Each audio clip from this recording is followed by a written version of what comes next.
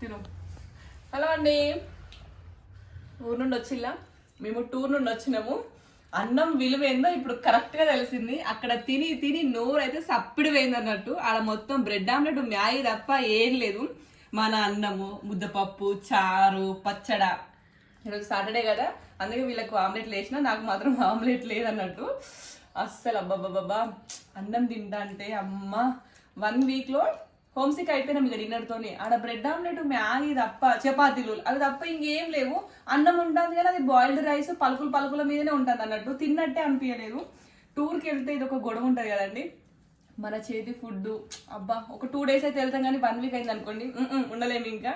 మీలో ఎంతమంది ఇట్లా ఎక్స్పీరియన్స్ అయ్యేలో కామెంట్ చేయండి. నిజంగా మన ఫుడ్ అంటే అసలు వావ్ అనిపించింది. మనాలి వీడియోస్ కూడా నెక్స్ట్ అప్లోడ్ చేస్తూనే ఉంటాను, ఎడిటింగ్ అయితే ఉంది. మీలో ఎంతమంది మనాలి వెళ్ళిలో కూడా కామెంట్ చేయండి. బాయ్.